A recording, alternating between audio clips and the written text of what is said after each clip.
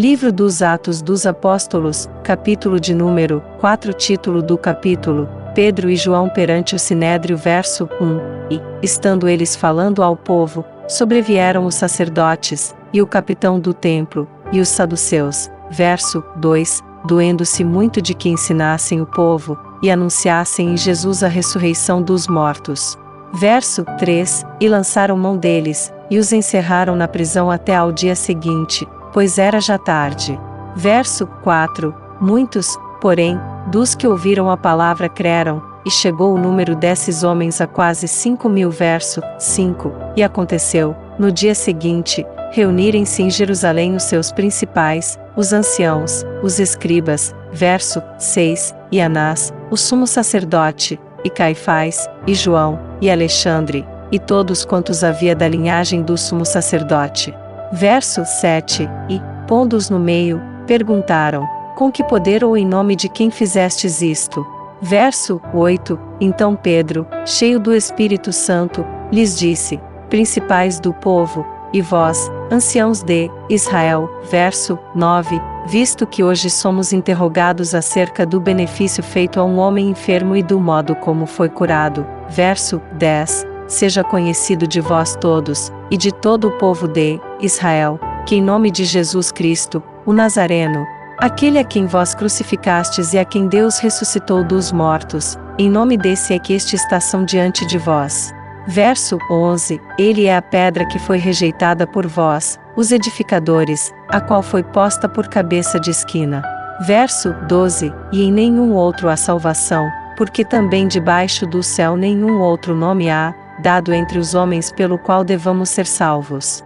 Verso 13. Então eles, vendo a ousadia de Pedro e João, e informados de que eram homens sem letras e indoutos, se maravilharam, e tinham conhecimento que eles haviam estado com Jesus. Verso 14. E vendo estar com eles o homem que fora curado, nada tinham que dizer em contrário. Verso 15. Todavia, mandando-os sair fora do conselho, conferenciaram entre si. Verso 16. Dizendo: que havemos de fazer a estes homens?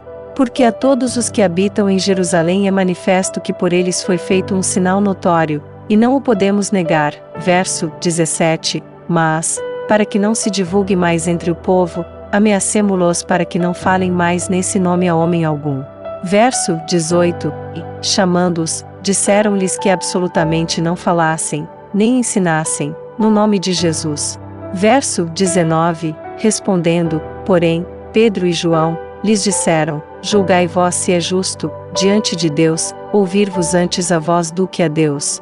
Verso 20. Porque não podemos deixar de falar do que temos visto e ouvido.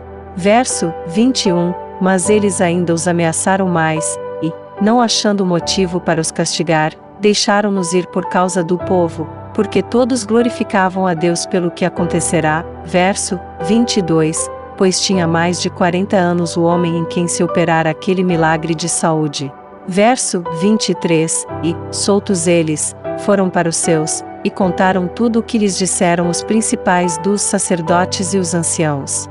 Verso 24. E, ouvindo eles isto, unânimes levantaram a voz a Deus, e disseram: Senhor, Tu és o que fizeste o céu, e a terra, e o mar, e tudo o que neles há. Verso 25. Que disseste pela boca de Davi, teu servo, porque bramaram as gentes, e os povos pensaram coisas vãs. Verso 26. Levantaram-se os reis da terra, e os príncipes se ajuntaram a uma, contra o Senhor e contra o seu ungido.